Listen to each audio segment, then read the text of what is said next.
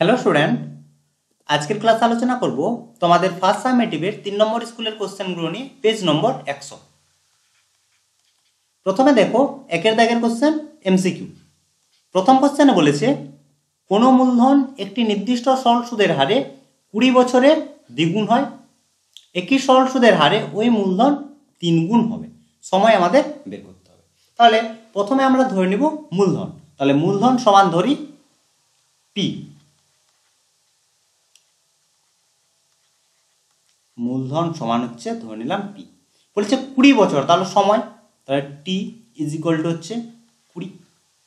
দ্বিগুণ হচ্ছে অর্থাৎ সুদ প্লাস আসল, তাহলে এ ইজ ইকুয়াল টু হচ্ছে দ্বিগুণ অর্থাৎ 2p হয়ে গেল। তাহলে এখান থেকে আমরা সুদ পেয়ে যাব, আর ইকুয়াল টু হচ্ছে 2p মাইনাস পি সমান হচ্ছে পি। তাহলে আমরা বের করব আর এর ছোট মান।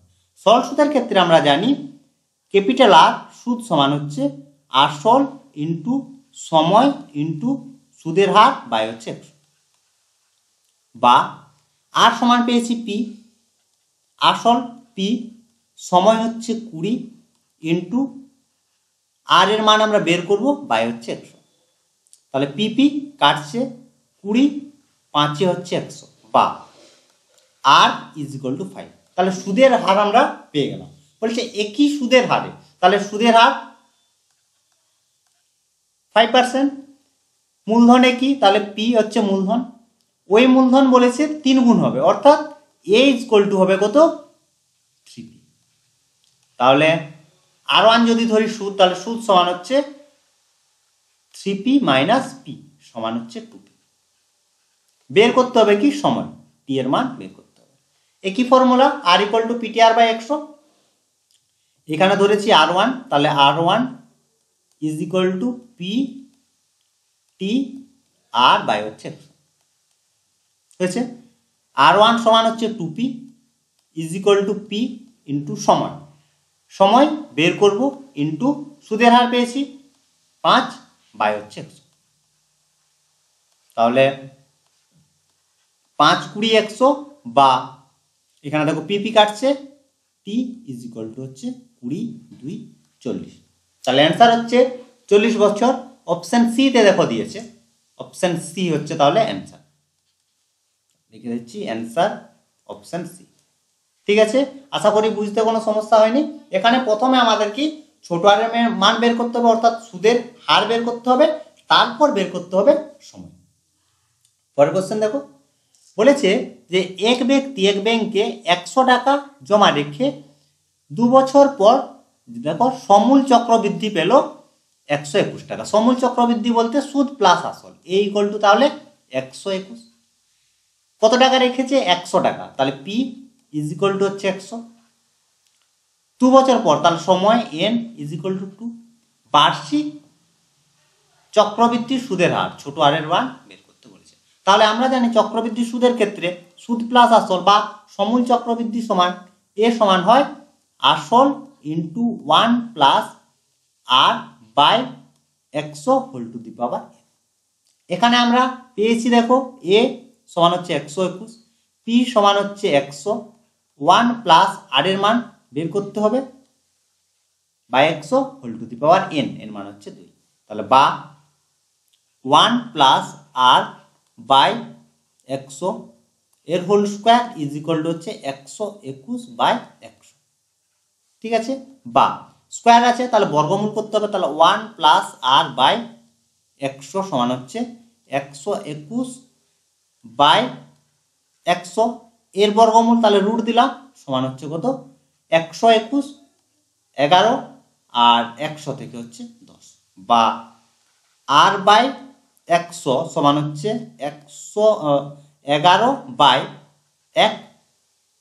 দেখো এই পাশে 1 আছে, তাহলে এই পাশে যদি 1 আছে তাহলে মাইনাস, তাহলে 11 বাই 10 মাইনাস 1 সমান হচ্ছে 1 এর 10। তাহলে 10 10 100, বা আর ইজ ইকুয়াল টু হচ্ছে 10। তাহলে সুদের হার বা চক্রবৃদ্ধি সুদের হার হচ্ছে 10%। অপশন এ তে দেখো দিয়েছে, অপশন এ তে দেখো দিয়েছে, তাহলে অ্যান্সার হচ্ছে অপশন এ। পরের কোশ্চেন দেখো দেয়া আছে, এই কোশ্চেন তো আমাদের আগের স্কুলে ছিল, একই কোশ্চেন দিয়েছে যে x square by x is equal to 6। সমীকরণটি 20 আর 20 আগের ক্লাসে আমি আলোচনা করেছি, আর বলছি না। তাহলে দেখো এটার অ্যান্সার হবে কি, দেখো এইভাবে দেওয়া আছে। তাহলে এইটা কাটছে এক্স, পড়ে থাকছে 6 বা এক্স ইজ ইকুয়াল টু 6। যদি থাকতো x square is equal to 6x, তখন অ্যান্সার হতো x square minus 6x is equal to 0 লিখতাম, বা এক্স কমন যেত, তাহলে x minus 6 is equal to 0, বা এক্স ইজ ইকুয়াল টু 0 আর এক্স ইজ ইকুয়াল টু 6। যদি থাকে x square by x is equal to 6, তাহলে অ্যান্সার হবে এক্স এর মান বা 20, বা 20 এখানে তো 20 তো হবে না, 20 হবে, তাহলে অ্যান্সার হচ্ছে 6। কারণ দেখো এক্স ইজ ইকুয়াল টু যদি 0 হয়ে যায়, এক্স ইকুয়াল টু যদি 0 হয়ে যায়, তাহলে এই যে সমীকরণটি দেওয়া আছে সেই সমীকরণটি অসংজ্ঞাত হয়ে যাবে।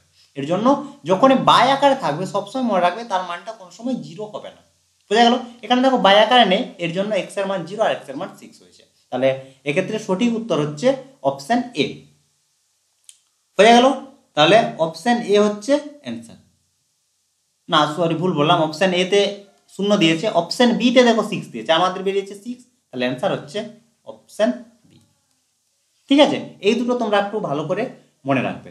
যদি থাকে x square by x equal to 6, তাহলে একটি মাত্র 20 থাকছে, তার 20 এর মান হচ্ছে 6। আর যদি থাকে এরকম x square equal to 6x, তখন এক্স এর আমরা দুটো মান পাবো, একটা হচ্ছে 0 আর একটা হচ্ছে 6।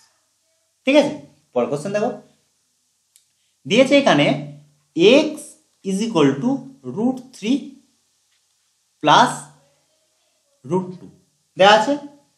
বের করতে বলেছে এক্স মাইনাস 1/x এর মান বের করতে হবে। তাহলে এখান থেকে আমরা বের করব 1/x এর মান। তাহলে 1/x ইকুয়াল টু 1/√3 প্লাস হয়েছে।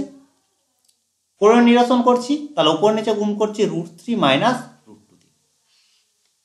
নিচে তাহলে থাকছে √3 প্লাস √2 ইন্টু √3 মাইনাস সমান √3 মাইনাস √2 বাই, এটা দেখো a plus B into a minus বির formula, a square minus B square, অর্থাৎ √3 হোল স্কোয়ার মাইনাস √2 স্কোয়ার সমান √3 মাইনাস √2 বাই, দেখো 3 এর স্কোয়ার, সরি √3 স্কোয়ার, তাহলে 3 মাইনাস 2 সমান √3 মাইনাস √2। তাহলে পেলাম 1/x ইকুয়াল টু হচ্ছে √3 মাইনাস √2। বের করতে হবে x মাইনাস 1/x, তাহলে x এর মান হচ্ছে √3 প্লাস √2, মান বসাচ্ছি, আর 1/x এর মান পেলাম, একবার সাইন চেঞ্জ করে দিচ্ছি, মাইনাস √3 প্লাস √2। এখানে কাটছে কি, তাহলে √3 কাটছে, যোগ করলে হচ্ছে 2√2, এটাই হচ্ছে অ্যান্সার। অপশন দেখে নাও, অপশন বি তে দেখো দিয়েছে, অপশন বি, তাহলে অ্যান্সার হচ্ছে অপশন বি।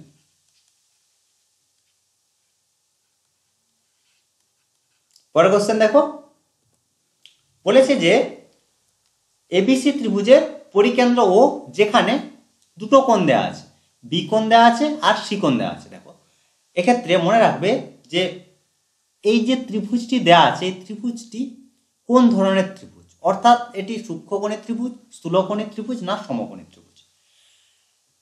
কেন মনে রাখতে বলছি, তার কারণ পরিকেন্দ্র তিনটে ত্রিভুজের ক্ষেত্রে 3 জায়গায় অবস্থিত হয়। যদি সূক্ষ্মকোণী ত্রিভুজ হয়, সূক্ষ্মকোণী ত্রিভুজ বলতে সূক্ষ্মকোণী ত্রিভুজ কাকে বলে, যে ত্রিভুজের প্রতিটি কোণের মান 90 ডিগ্রি থেকে ছোট হয়, সেই ত্রিভুজকে বলা হয় সূক্ষ্মকোণী ত্রিভুজ। তাহলে সূক্ষ্মকোণী ত্রিভুজের ক্ষেত্রে সবসময় মনে রাখবে, এটা যদি সূক্ষ্মকোণী ত্রিভুজ হয় তাহলে পরিকেন্দ্র সবসময় ত্রিভুজের মধ্যে অবস্থিত হবে। কি বললাম, যে সূক্ষ্মকোণী ত্রিভুজের ক্ষেত্রে পরিকেন্দ্র ত্রিভুজের মধ্যে অবস্থিত হবে। এরপর হচ্ছে স্থূলকোণী ত্রিভুজ। স্থূলকোণী ত্রিভুজের ক্ষেত্রে সবসময় মনে রাখবে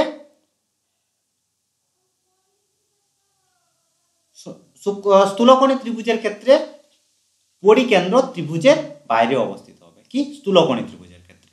আর সমকোণী ত্রিভুজের ক্ষেত্রে পরিকেন্দ্র অতিভুজের উপর অবস্থিত হবে আর পরিব্যাসার্ধ হবে অতিভুজের অর্ধেক। এই তিনটে তোমরা প্রথমে ভালো করে মনে রাখবে। বোঝা গেল? কি পেলাম তাহলে, সূক্ষ্মকোণীর ক্ষেত্রে আমরা পেলাম ত্রিভুজের মধ্যে অবস্থিত হবে পরিকেন্দ্র, স্থূলকোণীর ক্ষেত্রে হচ্ছে বাইরে অবস্থিত হবে, আর সমকোণী ত্রিভুজের ক্ষেত্রে হচ্ছে অতিভুজের উপর অবস্থিত। এটি হচ্ছে কি একটি সূক্ষ্মকোণী ত্রিভুজ। তাহলে সূক্ষ্মকোণী ত্রিভুজের ক্ষেত্রে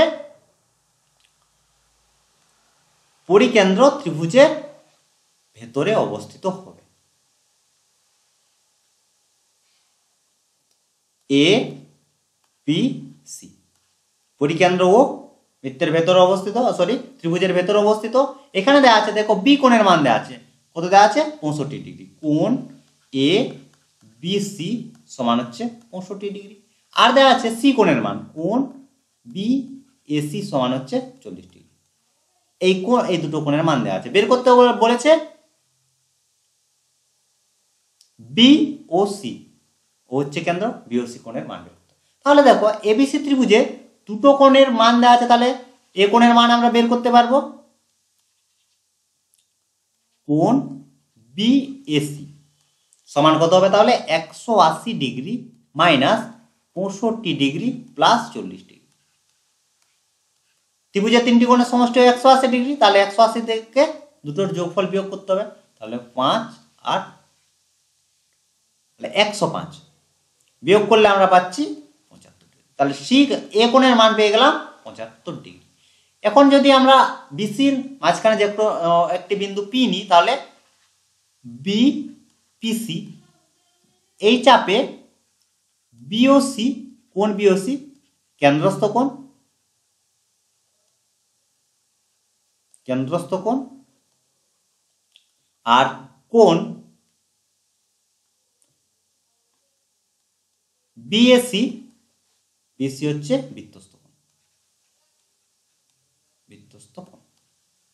আমরা জানি কেন্দ্রস্থ কোণ হয় বৃত্তস্থ কোণের দ্বিগুণ, অর্থাৎ এখানে আমরা কি পাচ্ছি? কোণ বিওসি সমান হচ্ছে 2 ইন্টু কোণ বিএসি সমান 2 ইন্টু বিএসি সমান পেয়েছি 75, তাহলে 75 গুণিত 2 সমান হচ্ছে 150 ডিগ্রি হয়েছে। বি ও সির মান পেলাম 150 ডিগ্রি। অপশন এ তে দেখো দিয়েছে, অপশন এ তে দিয়েছে 150 ডিগ্রি, তাহলে অ্যান্সার হচ্ছে অপশন এ। ঠিক আছে, পরের কোশ্চেন দেখো।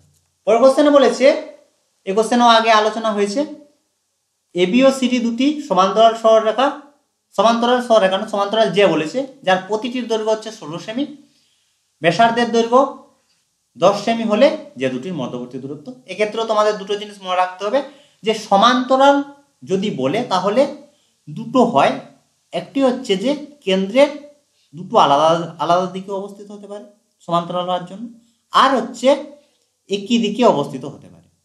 কিন্তু যখন বলে দেবে প্রতিটি যে দৈর্ঘ্য সমান, তখন সবসময় মনে রাখবে যে দুটি দুপার কেন্দ্রের দুটি আলাদা আলাদা পাশে অবস্থিত। বোঝা গেল? তাহলে দেখো, আর কেন্দ্র থেকে যে দুটির দৈর্ঘ্য সমান হবে, এ বি আর সিডি দুটো যে ব্যাসার্ধ বলেছে, একবারে টেনে দিচ্ছি, ও হচ্ছে কেন্দ্র, এটা পি ধরলাম আর এটা কিউ ধরলাম। যেহেতু যে দুটি পরস্পর সমান্তরাল আর যে দুটির দৈর্ঘ্য সমান, অতএব কেন্দ্র থেকে যে দুটির দূরত্ব সমান, অর্থাৎ O Q is equal two ওপি। তাহলে ওপি বা ও কিউর মান আমরা বের করে 2 দিয়ে গুণ করলে যে দুটির মধ্যবর্তী দূরত্ব আমরা পেয়ে যাব। এখন দেখো, যে কোনো সমকোণী ত্রিভুজ, এখানে আমি ওবি যোগ করেছি, তোমরা ওডি যোগ করতে পারো, ওসি যোগ করতে পারো, এও যোগ করতে পারো, কোনো সমস্যা নেই। ত্রিভুজ, আর আমরা জানি কেন্দ্রগামী সরলরেখা বা কেন্দ্রগামী ব্যাসার্ধ যেকে সমকোণের সমদ্বিখণ্ডিত করে, অর্থাৎ পি কোণের মান হচ্ছে 90 ডিগ্রি, তোমাদের উপপাদ্য রয়েছে। এখন দেখো যে ত্রিভুজ ও পিবি সমকোণী ত্রিভুজ থেকে পাই, সমকোণী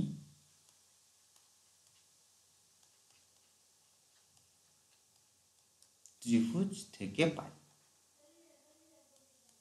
ঠিক আছে, সমকোণী ত্রিভুজের ক্ষেত্রে আমরা জানি লম্ব স্কয়ার, এখানে ওপি হচ্ছে লম্ব, তার লম্ব স্কয়ার প্লাস ভূমি স্কয়ার, তাহলে ভূমি হচ্ছে পিবি বা BP square is equal to হচ্ছে ওবি স্কয়ার। এখানে দেখো সব মানগুলোই দেওয়া আছে। প্রতিটি যে দৈর্ঘ্য দিয়েছে 16 সেমি, যেকে সমকোণের সমদ্বিখণ্ডিত করে, অর্থাৎ AP is equal to PB, এর মান হচ্ছে 16/2 সমান হচ্ছে 8 সেমি। ওপি এর মান আমরা বের করব, প্লাস পিবির মান আমরা পেলাম 8, তাহলে 8 square is equal to OB. ব্যাসার্ধ সমান দিয়েছে দেখো 10 সেমি, তাহলে 10 স্কোয়ার, তাহলে বা ওপি স্কোয়ার ইজ ইকুয়াল টু একবার লিখে দিলাম 100 মাইনাস 64, বিয়োগ যদি করি তাহলে আমরা কত পাচ্ছি 6, এটা হচ্ছে 7, 3, তাহলে বা ওপি সমান হচ্ছে 6। অতএব কিউপি সমান হচ্ছে যে দুটির মধ্যবর্তী দূরত্ব, তাহলে 2 × 6 সমান হচ্ছে 12। তাহলে অ্যান্সার হচ্ছে 12। অপশন ডি তে দেখো দিয়েছে, অপশন ডি হচ্ছে অ্যান্সার, অ্যান্সার অপশন ডি। এরপর হচ্ছে 2 দাগের কোশ্চেন। প্রথম কোশ্চেনে বলেছে বার্ষিক 5% সল্ট সুদের হারে কত টাকার মাসিক সুদ 1 টাকা হবে। তাহলে দেখো বলেছে বার্ষিক সুদের হার হচ্ছে 5%, 1 মাসের সুদ বলেছে 1 টাকা। তাহলে এখানে কি কি আমরা পাচ্ছি আগে লিখে নিই। আর সমান হচ্ছে 5%, পি এর মান বের করতে হবে, হচ্ছে মাসিক সুদ, তাহলে সময় টি সমান হচ্ছে 1 মাস। সময়কে সবসময় আমাদের বছরে নিয়ে যেতে হবে, তাহলে 1 বছর, তাহলে 1/12, এটা বছর, সময় আমরা বছরে নিয়ে গেলাম। এরপর হচ্ছে সুদের পরিমাণ আর ইজ ইকুয়াল টু 1, পি এর মান আমরা বের করব। তাহলে আমরা জানি সরল সুদের ক্ষেত্রে আর ইকুয়াল টু হচ্ছে পি টি আর বাই হচ্ছে 100, হয়ে গেল। এরপর এই মানগুলো আমরা বসাচ্ছি। আর সমান হচ্ছে 1, পি এর মান বের করব, সময় 1/12, সুদের হার 5, নিচে হচ্ছে 100। ঠিক আছে, এখন দেখো 5টা দিয়ে কেটে দিই, 5 20 হচ্ছে 100, নিচে তাহলে থাকছে 20, তাহলে বা 1 is equal to P by 12টা নিচে আসবে, তাহলে 12 2 হচ্ছে 24, 240, বা পি ইজ ইকুয়াল টু হচ্ছে 240। তাহলে পি ধরেছি কি আসল বা মূলধনের পরিমাণ চেয়েছে, দেখো কত টাকা, তাহলে আসল চেয়েছে বা মূলধন চেয়েছে, তাহলে অ্যান্সার হচ্ছে 240। তাহলে লিখবে যে পুরো লিখবে যে বার্ষিক 5% সরল সুদের হারে 240 টাকার মাসিক সুদ 1 টাকা। ঠিক আছে, এটাই হচ্ছে অ্যান্সার। পরের কোশ্চেন দেখো দিয়েছে এ একটি ধনাত্মক সংখ্যা, আর বলেছে A is to 27/64 is equal to 3/4 is to A হলে এর মান কত।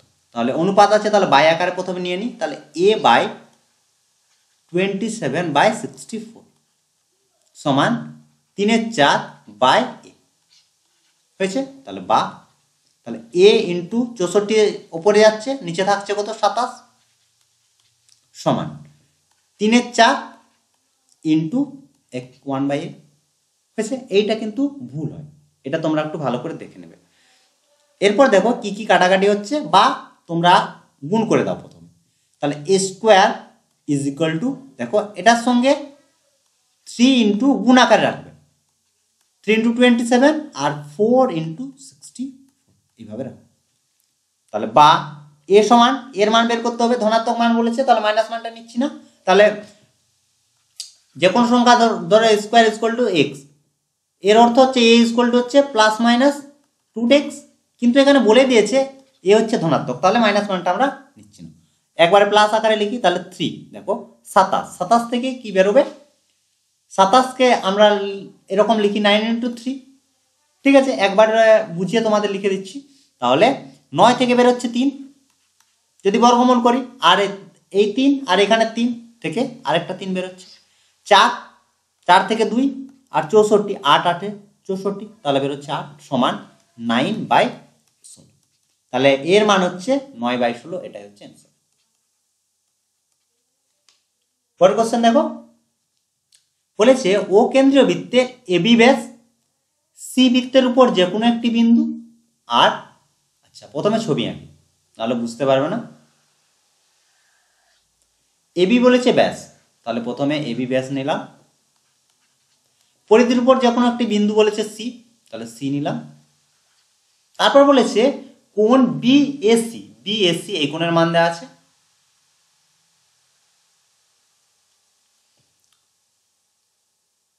লিখে দিই কোণ বিএসি সমান 50 ডিগ্রি।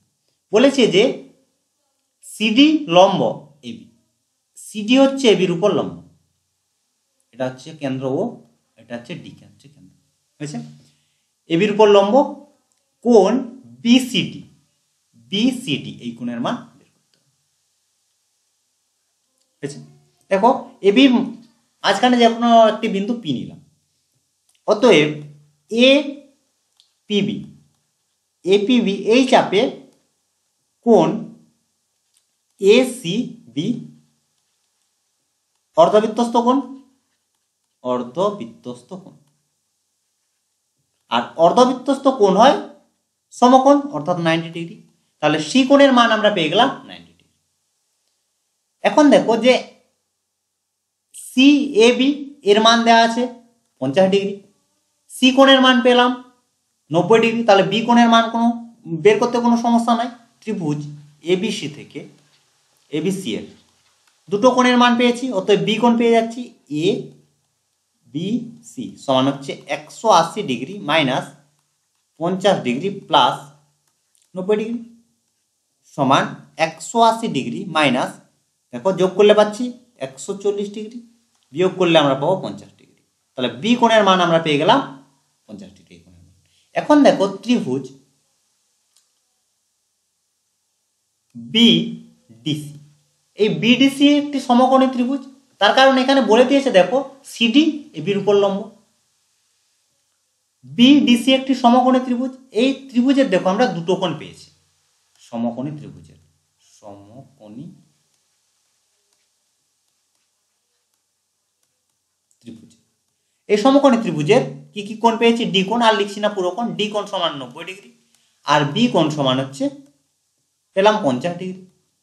অতএব সি কোণ, কোণ সি সমান হচ্ছে 180 degree minus 90 degree plus 50 degree সমান 180 মাইনাস 140 ডিগ্রি সমান হচ্ছে 50 ডিগ্রি। বোঝা গেল? দেখো কোণ সি সমান পেলাম 50 ডিগ্রি। কোণ সি বলতে যে চেয়েছে বি সিডি, বি সিডি এই কোণ বি সিডি সমান হচ্ছে 50 ডিগ্রি, এটাই অ্যান্সার। পরের কোশ্চেন দেখো, পরের কোশ্চেনে বলেছে দুটি সমান ব্যাসার্ধের বৃত্ত পরস্পরের কেন্দ্রগামী। তাহলে ব্যাসার্ধ দুটি হচ্ছে সমান আর বৃত্ত দুটি হচ্ছে পরস্পরের কেন্দ্রগামী। কেন্দ্র দুটি দিয়েছে এক্স ওয়াই আর ছেদ বিন্দু হচ্ছে, বৃত্ত দুটির ছেদ বিন্দু হচ্ছে পি কিউ। আচ্ছা, প্রথমে ছবি আঁকি।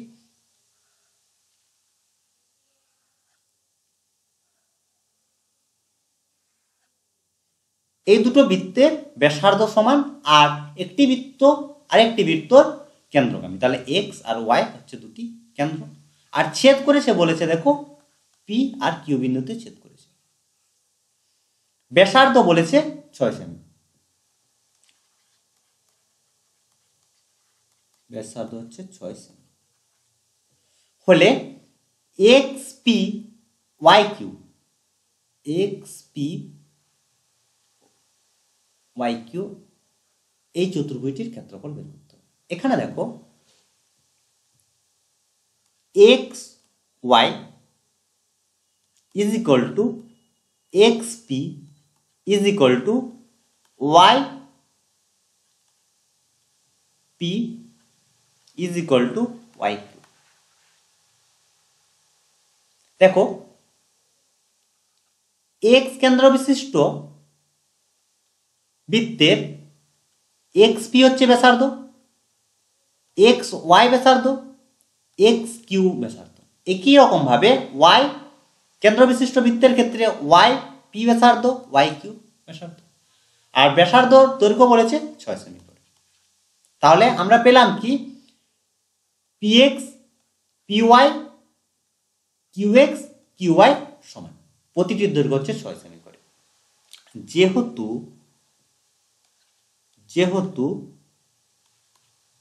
X P is equal to P Y is equal to X Y সবগুলো সমান, অতএব ত্রিভুজ এক্স পি ওয়াই একটি সমবাহু ত্রিভুজ, সমবাহু ত্রিভুজ। আর সমবাহু ত্রিভুজের ক্ষেত্রে আমরা ক্ষেত্রফল জানি √3/4 ইন্টু বাহু স্কোয়ার। এখানে বাহু হচ্ছে 6 সেমি, তাহলে সমান √3/4 ইন্টু বাহু স্কোয়ার বলতে 6 স্কোয়ার, অর্থাৎ √3/4 ইন্টু 6 6 36, 9√3 পেলাম একটি ত্রিভুজের ক্ষেত্রফল। একই রকম ভাবে আমরা পাবো এক্স কিউ ওয়াই ত্রিভুজের ক্ষেত্রফল, এর ক্ষেত্রফল একই হবে 9√3। অতএব এক্স পি ওয়াই কিউ চতুর্ভুজের ক্ষেত্রফল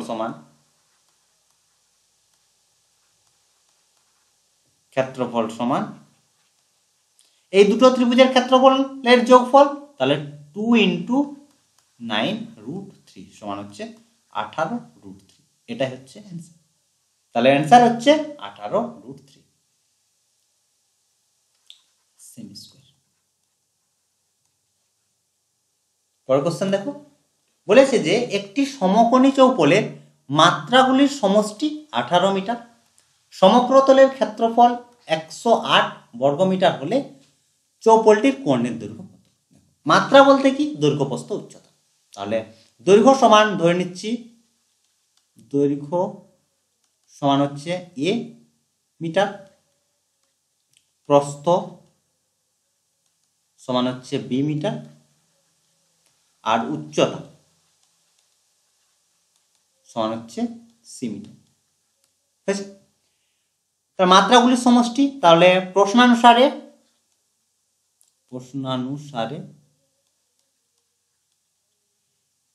a plus B plus C is equal to 18 হয়ে গেল। সমগ্রতলের ক্ষেত্রফল এস ইজ ইকুয়াল টু হয় 2 ইন্টু স্কোয়ার, ভুল বললাম, 2 into A B plus BC plus C. এটা হচ্ছে সমগ্রতলের ক্ষেত্র। বের করতে বলেছে কোণের দৈর্ঘ্য, আর কোণ সমান আমরা জানি তাহলে প্রশ্নানুসারে এবং হচ্ছে আরেকটি থাকছে, এবং 2 into A B plus BC plus C A is equal to দেওয়া আছে 208। এটা রেখে দিলাম, এটা 1 আর এটা হচ্ছে 2 হলো। এবার হচ্ছে কোণের দৈর্ঘ্য, তাহলে কর্ণ সমান হয় √of a square plus B square plus C square, অর্থাৎ দৈর্ঘ্য স্কোয়ার প্লাস প্রস্থ স্কোয়ার প্লাস উচ্চতা স্কোয়ার। আমরা জানি একটা ফর্মুলা, সেটা হচ্ছে a plus B plus C এর হোল স্কোয়ার সমান হয় a square plus B square plus C square plus 2 into A B BC plus C. এটা হয় a plus B whole square. তাহলে এখান থেকে আমরা কি পাবো? a square plus B square plus C square সমান, অতএব a square plus B square plus C square is equal to হচ্ছে কি a plus B plus C এর whole square minus 2 into A B plus BC plus C হয়েছে। তাহলে এর জায়গায়, এই যে এর জায়গায় বসাচ্ছি এই পুরো সমান, তাহলে কি পাচ্ছি? √of a plus B plus C এর whole square minus 2 into A B plus BC plus C হয়েছে। তাহলে a প্লাস বি, তাহলে 18 স্কোয়ার মাইনাস দেখো 2 into A B plus BC plus C এর সমান হচ্ছে 208 উইথ রুট, তাহলে সমান 18 যদি আমরা গুণ করি তাহলে পাবো 324 মাইনাস 208 সমান, বিয়োগ করলে আমরা পাবো কত? 116। এটার আমাদের কি বর্গমূল করতে হবে। তাহলে 116 উৎপাদক করি, তাহলে 2 5 8, তারপর হচ্ছে 2 2 9 29। তাহলে 4 থাকছে, তার 4 থেকে বেরোচ্ছে 2, তাহলে 2√29। এটা হচ্ছে কোণের দৈর্ঘ্য, আর এটাই হচ্ছে অ্যান্সার। তো এই ছিল আজকের ক্লাস। আশা করি আজকের ক্লাসের অঙ্কগুলো তোমরা বুঝতে পেরেছো। যদি কোনো সমস্যা থাকে অবশ্যই কমেন্ট করে জানাবে, বা এর বাইরেও তোমাদের যদি অঙ্ক করতে গিয়ে কোনো সমস্যা হয় তাহলে তোমরা আমাকে কমেন্ট করে জানাবে বা হোয়াটসঅ্যাপ করতে পারো। নাম্বার হচ্ছে 7797151981, এই নাম্বারে তোমরা আমাকে হোয়াটসঅ্যাপ করতে পারো। তো আজ এই পর্যন্ত, তোমরা সবাই ভালো থাকো, বাই বাই।